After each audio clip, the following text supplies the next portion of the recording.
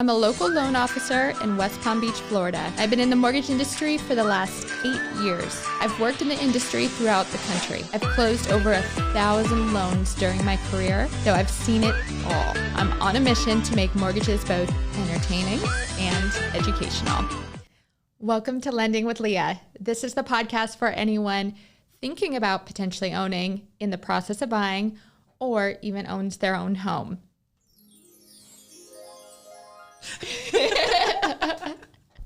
My name is Leah Budding. I'm a licensed mortgage loan officer, and I'm going to be your host. And today we have a very special guest with us.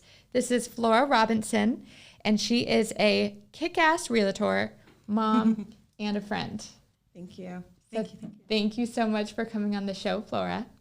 Thank you. Thank you for having me. All right. Yeah, I love being here. I was, excited to get here. A little nervous. So It's always a little nerve-wracking, especially when you start, because, if you're watching on YouTube, you can see we're in a studio setting. But if you're listening without the video, we are in a studio. And so there's all these lights and there's these cameras, and it can be a little bit intimidating. Oh, for sure. They're watching. They're watching. Yeah. Everyone's watching.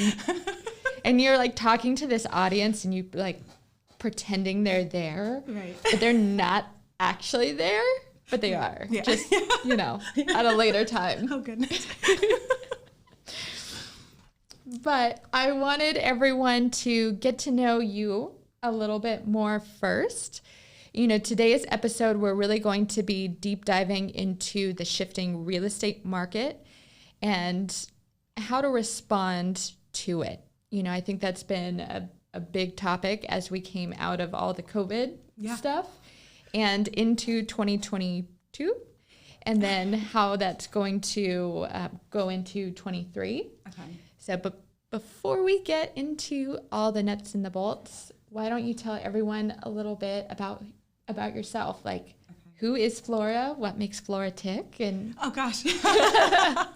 All right. So my name's Flora Robertson, and I am a full-time real estate agent. I've got 2 daughters. Let's see. I had a paint party studio at downtown West Palm Beach before I became a realtor. Wait, you did? I did. I totally did. I can still do paint parties now. Oh, my gosh. I didn't even know if I knew that. Oh, really? Yeah.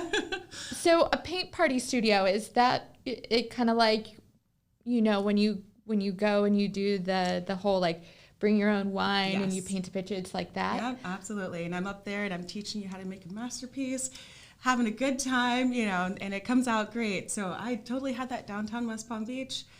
Before that, I was a bank teller for many years. And then I also operated with my ex-husband, a stone masonry business in Pennsylvania before we moved down here. I know, right? Oh my gosh. And I have a bachelor's degree in fine arts. So, wow. I've taught myself how to play a few instruments. I mean, that's completely unrelated. The piano, ukulele, guitar, violin, clarinet, and the flute recently. But I'm best at the ukulele. Just list a few. Here's my resume on musical instruments I can play. I should have brought my ukulele. Oh my God! Next time I will bring my ukulele. That's my favorite one. Yes. Okay. It's just everyone is aware. Next time Flora's on the show, we're gonna have some music. We will hear some music. Yeah. So, that's a good. That's good. So what initially attracted you to real estate? Because you've done so many different things in a really wide variety background. Yeah. So what was that initial catch or thing that brought you into the real estate world? Got it. Yeah. My dad, he was always, I guess, a real estate investor, always, had property, sold it, still has it, kind of thing. But I guess after moving down to Florida, after getting divorced, I had a friend that suggested that I get my real estate license. He, was also a real estate investor. I'm like, okay. So I did, got my license. Very next week. I took the week-long class, got my license the next week. But I never looked back. And then 2 years later, I got my broker's license. I forgot to mention I have my broker's license also. And so, it was that, that little nudge to get into real estate. I'm so happy that I did. Before that, I worked full-time, part-time, and didn't make a fraction of what I do now. So it really is something, real estate, whether you're on the real estate side or you're on the mortgage side, it can be truly life-changing. Oh, for sure. The income potential to earn is huge. Yeah. I guess as much as you're willing to go for it, it's there. It's how hard you want to work. You can, it's there. There's not like a ceiling. Like, if you're an employee, you got to wait for a raise. Definitely not like that. You give yourself a raise by how much more effort, work you want to put into it. So I like that. And we've had a couple episodes too where we talk specifically on self-employment and what that looks like in being a real estate agent. You are self-employed. Absolutely. So you're really in total control over your own destiny. Yes. I guess you could say. Absolutely. I've got 2 good reasons at home for why, I've got to work so hard. You got to have a good why.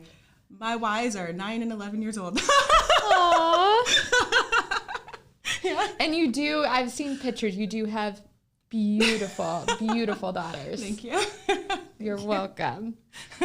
Someday, maybe I don't have any kids myself yet, but someday, hopefully, there'll be one. Absolutely. Hopefully a girl. I'm shooting for a baby girl someday. Yeah. And Flora, tell everyone why you're a pro at what you do in real estate. Got it. I'd say I'm a pro at what I do because I have true passion for helping people. I mean, if you don't have passion for what you do, you're going to give up. You won't be very good. People are, you won't succeed, not for very long. But I have passion. I've always loved customer service and helping others. Seriously, all of my past things, it's how can I help? But I treat people as if they are my own family, as if it's my own house. Let's buy this house together. What's our next, what's the best course of action? I'll put together a plan and help them decide, well, if they have a wide search range, okay, well, let's narrow it down. Where do you work? Where do your kids go to school? Do you work from home? What's, more important, try to weigh the pros and cons of where to buy the house. And then once we get down to the house itself, okay, this house is missing, this, but this one has that, whether it's a bedroom or they wanted a pool, I'll help them weigh the pros and cons of which house is best for them. And then so this I guess is for the buyer side. And then also, right? Well, it's true, right?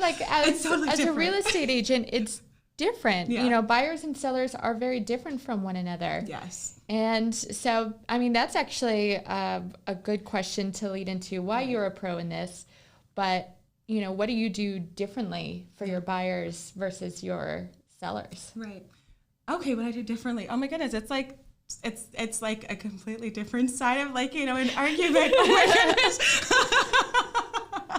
Oh man. All right. So for my sellers, I'll try to help them, give them the most tips that I can to prepare their house for sale so that we can get the highest price with the least amount of money going in, unless it's necessary, unless they haven't, they want to, let's renovate a kitchen. Not everybody can do that, but How many people do that? So by the time they get to a realtor, they've already done that if they plan to do it. Got it. Right. Otherwise, the only things that might be left, would be deep cleaning the house. All right. Decluttering. For my clients, I do as much as I can. So, okay, right now, this season, I have been offering a $500 upfront credit to try to help move the deal along. So that literally means, if people need repairs in their house, I've been paying for it upfront just because I want to help and I want to get the deal done. I'm all about, just getting the house sold, helping the seller to sell it for the highest price, make it as smoothly. I have sellers who are in tough situations and they don't have help or good advice from what to do next, or family members who know what they're talking about. So something for everyone to keep in mind is that Uncle Bob and your dad or your mom or Sister Betty who thinks she knows more, they're not real estate agents. Do not go to them for advice. Yeah, they're not expert. Unless of course Uncle expert, Bob happens to be a realtor, don't go to them for advice. It is not their area of expertise. You can lean on them for love and support, but just don't. Yes, very true. So,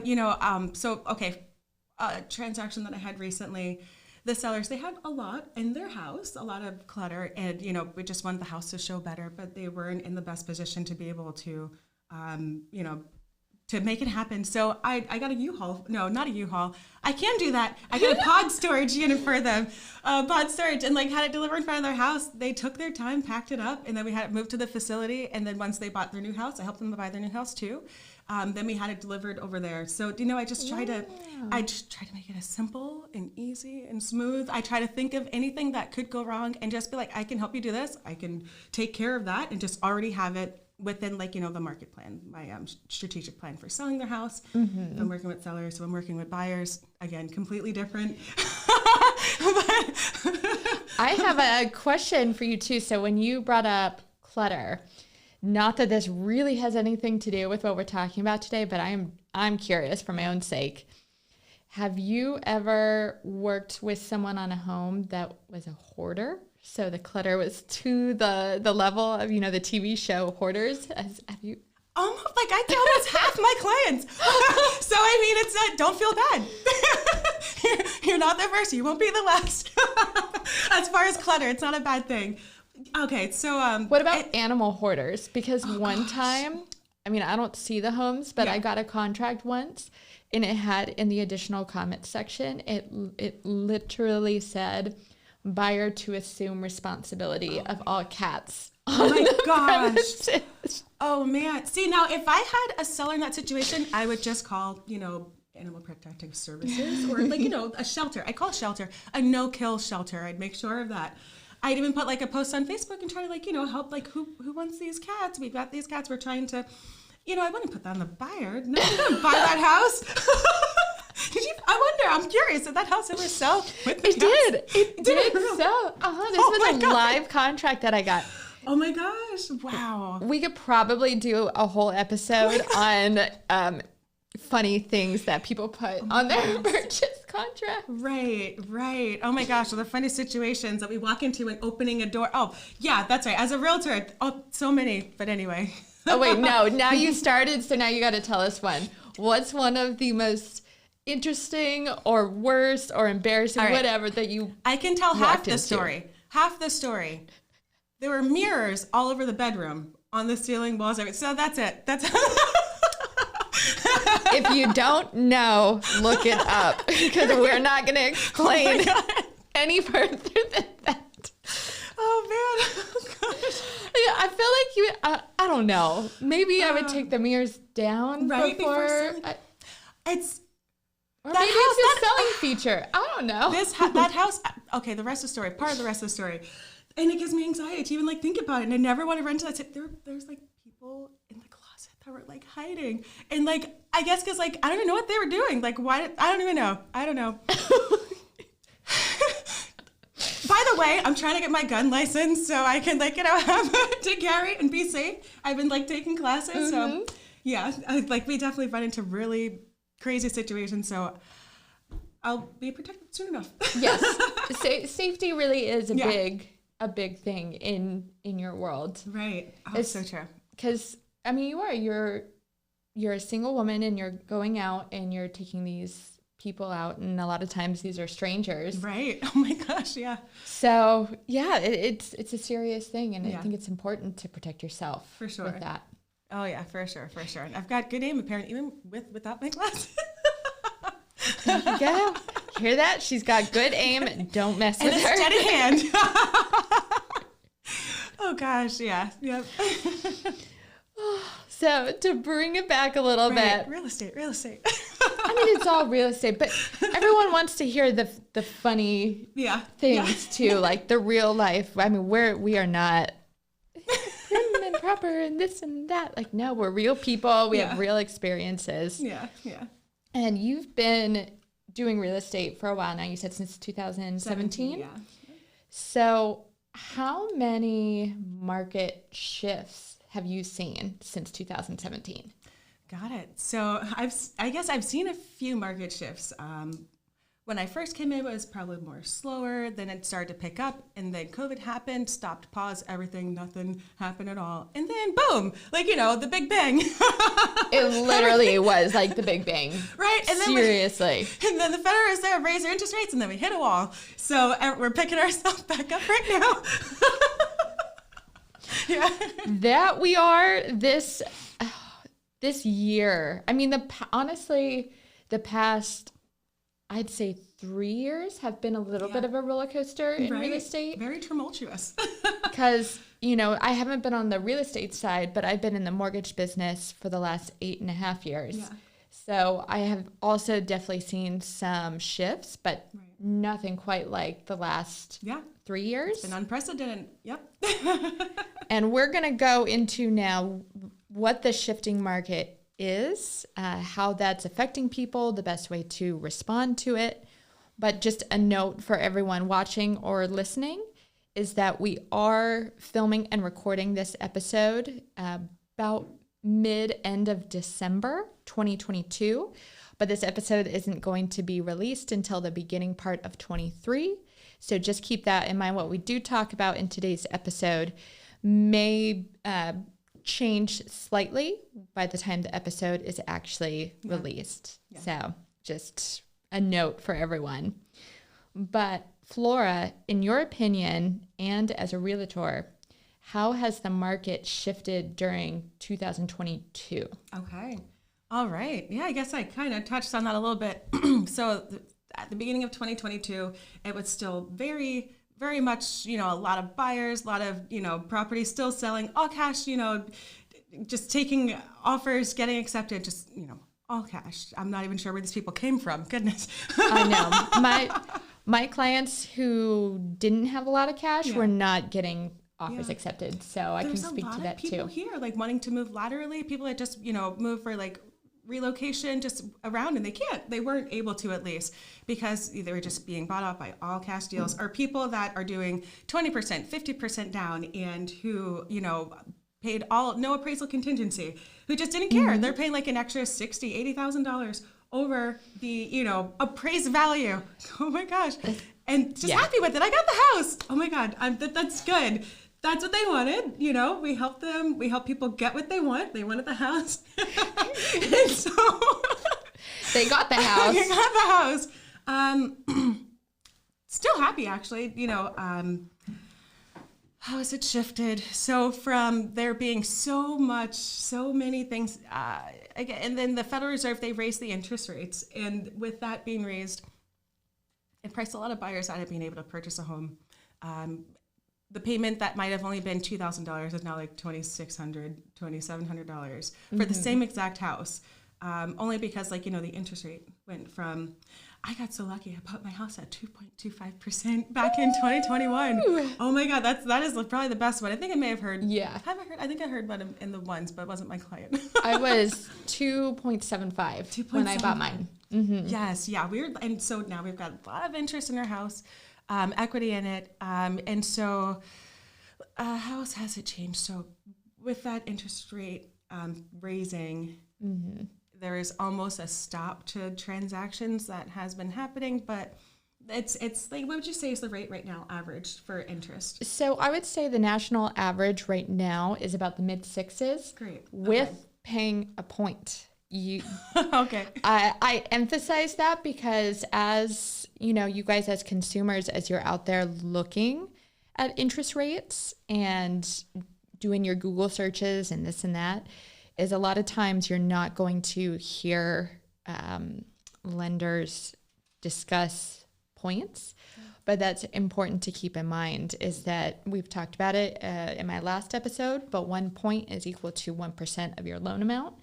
So if you're getting a $400,000 mortgage or loan, your average national rate is in the mid sixes with paying a point, which is $4,000 if you're doing a $400,000 mortgage. Got it. Okay. So that's important to keep in mind for people. To know, other lenders won't tell you until it's time to pay up. And until it's too late, they don't tell you, and then you're you're stuck with it. So just important to educate yourselves on that. And something I wanted to touch on too, because you did talk about the Federal Reserve. Yeah. So one of the things we noticed in 2022, and it is a little bit of a misconception because the Fed began raising their federal funds rate in 22. However, that actually is not in line with mortgage interest rates. So what actually caused the mortgage interest rates to go up wasn't the Federal Reserve hiking the federal funds rate, but rather the Fed, prior to 2022, was purchasing billions and billions of dollars in mortgage-backed securities and reinvesting. So with mortgages, once a mortgage is paid off, there's money, and then the Fed was, in addition to purchasing, was also taking those payoffs and reinvesting them back into mortgage-backed securities. Yeah. That is what kept the interest rates low. Okay. So I actually used to tell clients back in 2020 and 21, and I said, the interest rates are artificially being kept low because inflation was on the rise. Mortgage rates actually follow inflation.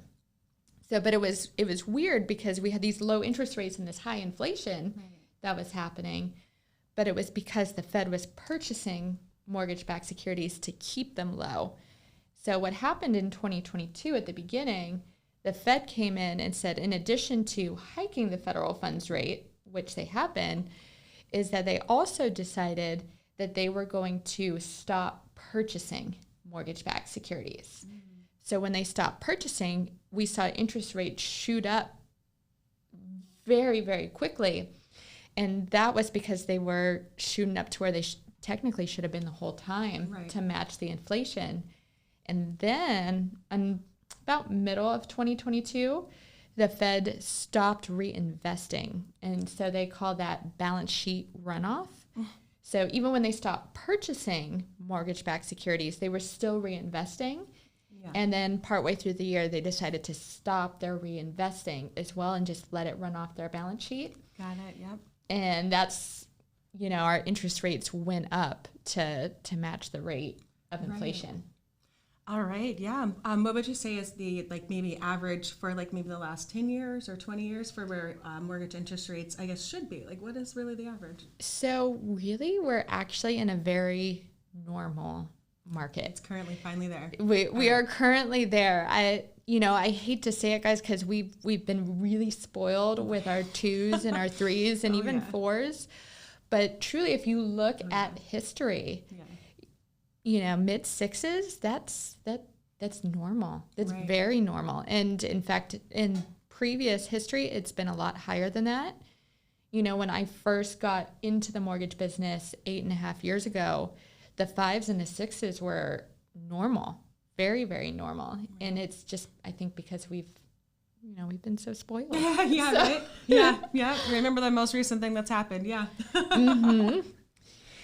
So another question, we've talked about 2022 and how that market changed, especially from what happened in COVID. Yeah. But what are your predictions for 23 from the real estate side? Got it. Predictions from the real estate side. I would say in 2023, we'll probably see more of a correction in the prices of homes. Before the interest rates, I guess, for mortgage rates have a chance to get down more. Where there's still not going to be that many buyers yet until those rates, I guess, until buyers realize, well, this is what it is. This is just what the rates are. Okay, I guess we can buy a house now. It's not going to get any better. So I think as we have more buyers realizing that, I think, it's going to also help to get more transactions happening, more properties being bought and sold. I agree. I guess overall it's slowed down, but again, for me, I've personally been pretty busy, so. And same here. Yeah. So in my opinion, one of the things that happened was I don't think there was a lack of demand. I think it just, when the interest rates went up, it was a lack of affordability. Right. And so the demand was still there. Yeah. People still wanted to buy homes. Right. It's just not as many people could afford to buy a home anymore when those interest rates went up. Right. What I think too, if we look at existing home inventory. And something to share with the audience as well is that a normalized market, you hear a lot of people say a 6-month supply isn't even. In my opinion, it's a lot closer to 4.6 months is more of a normal market between buyers and sellers. But when you see existing home sales, what they don't tell you, or what the media doesn't tell you, is that included in that number is actually homes that are currently under contract, which if a home's under contract, most of the time it's not going to be actual inventory that you can purchase. Yeah. So if, little bit behind, but if you look at the existing home inventory reports that we got back in October of 2022, when you take out those active listings or the homes under contract, there was only a 2.2 month supply. Oh man. Yeah. So, and I think if interest rates do come down into 23 a little bit more, I don't know. I think the demand might, what do you think? I think the demand might still be there a little bit. Right now, I guess sellers are still getting used to they don't all understand that there's not that many buyers out there. So they're still trying to get what they can get with their price, listing their houses high. And so because of it, their houses end up sitting on the market for, weeks, even months. And then some of them have even resorted to renting it out as well. So having it listed for sale and for rent, see what happens first, and that's interesting. Yes. Yeah, exactly. Right. But, as sellers see, if it hasn't sold it, it's too high. It's either the condition or the price. It's you correct one or the other. And sometimes even if it's you can't correct the condition, if it's brand new house, all right, we got to work on that price then. It's only worth what a buyer's going to pay for it. And I guess those buyers, there just aren't that many that can afford it. Like you were saying. Well, it's something I've noticed. So Flora and I are both in Palm Beach County in Florida. Yeah. And our average home price and our median home price are a decent chunk higher in this part of the country than in others. And so when I'm doing pre-approvals for clients is that there's not a lack of, at least from what I'm seeing, there's not a lack of people wanting to get approved, wanting to buy homes. Right. What is happening, though, is there's a lack of buyers that can afford to buy homes here. Yeah, absolutely. And then something else for people that did buy a house recently is that the homeowner's insurance went up and the taxes went up. So those are two things that surprise people. And so those are also the people that are starting to list their home for sale, or ones who can now not afford the home anymore. It's just another level of unaffordability. So Palm Beach, Broward, and Miami-Dade County in Southeast Florida are actually the most expensive counties in the country for homeowners insurance, which on top of having high-priced homes drastically is also going to impact how much someone can afford to buy. Right. So, I have a home right now for sale, and it's because they can't afford, it priced them out. They don't feel comfortable, and so they want to sell it so they can get something more affordable. Wow. Yeah. It's just crazy. It's crazy how it's changed here so drastically over the last couple of years. Yeah. And one of the last questions that I wanted to ask you in today's episode is, we've just talked about how the market shifted, what we think might happen in 23, but how do you think buyers and sellers should be responding to the market shifts? Because each one's different. So why don't we start with buyers first? Buyers, take advantage. Right? Seriously, you get first pick, top pick, whatever house you want. You're not going to have that competition that there was a year ago. So if you want the house, you can kind of have it. Just got to work on the price with the seller. The longer it's been listed on the market, if it's been over a month, you probably have a better chance of negotiating, working on the price. Mm-hmm. But or maybe even a seller credit. Having the seller pay for closing costs. Absolutely. Seller credit is absolutely coming back now. That was a thing when I first got my license, and it's finally made its way back. Yeah. Well, we used to do, back in the day, I say back in the day, maybe 4 or 5 years ago, we would do down payment assistance loans for first-time home buyers. The assistance would cover the down payment, and then the sellers would cover all the closing costs. Yeah. So buyers were getting into homes for $500, Yeah. $1,000. And Oh I my feel like gosh. now we're kind of seeing It's coming back. some of that come back. So yes, buyers. Again, Leah can get you in contact. Like, you know, she can help you with your, is it first-time home buyer programs, and then Yeah. even maybe down payment assistance programs. Those are starting to come back too now, right? Absolutely. Yeah. 100%. And I can help you to get the seller credit. And then sellers. So we've just talked on buyers, but how do you think sellers should be responding in this market? Sellers. There's a pause there. Be more, I guess, be realistic on the price that you can get for how much you can get for your house. Listen to your realtor. Take the advice. Otherwise, if you do try to list it too high, it's going to end up sitting there for a while, and you'll have to do a few price reductions until you lower the price down to market value. Current market value, it always changes. So to where it currently, you know, should be selling for it, and a buyer that comes along and actually likes it. Oftentimes, your first offer in this kind of market will be your best offer. So Interesting. see if you can make it work. Like a year or two ago, no, but you know, there's multiple offers. Yeah. You'll probably get 10 by the end of the day. So like, yeah, but now back to like, you know, when there are not that many buyers, and the people that are out making offers on homes, they're Uber approved. But so make a deal work. Make the deal work. The first offer that you get oftentimes will be your better offer. So see if you can find a way to make the deal work. I guess that'll be my suggestion there. And one thing sellers can do as well from the lending standpoint is, you know, we just talked a little bit about seller credits to help with closing costs.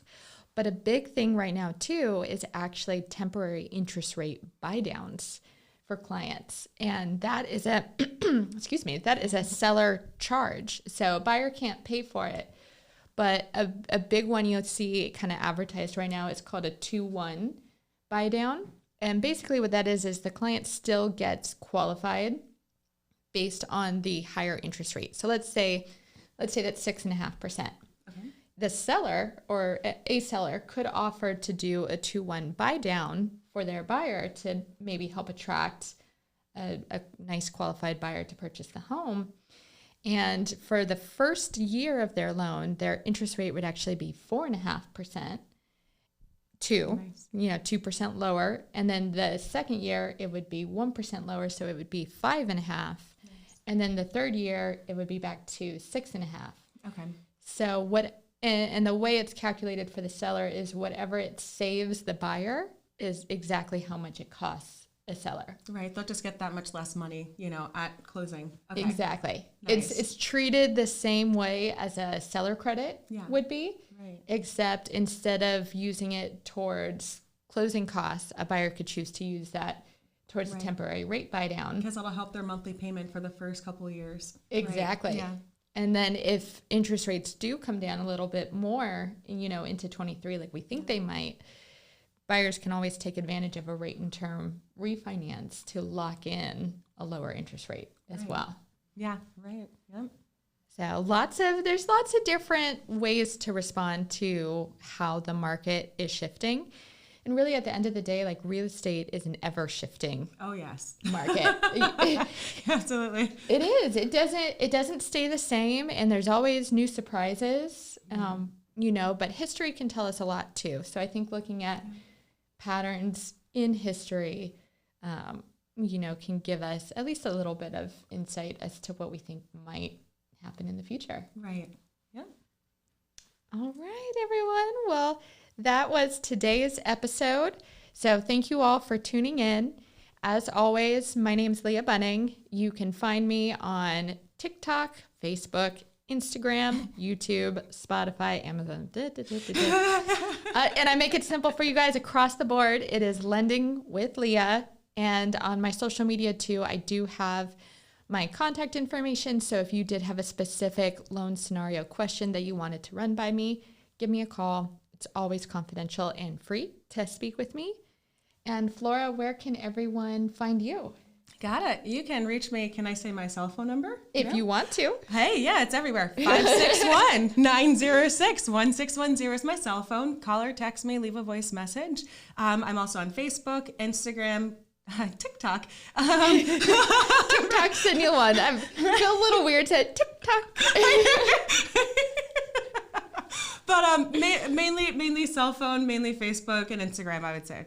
Other places, but that's it. Awesome. Well, thank you so much for joining us, Flora. And the next time we have you on the show, bring the ukulele, and we will definitely play some music for you guys too next time. Thank you. Happy holidays. Bye.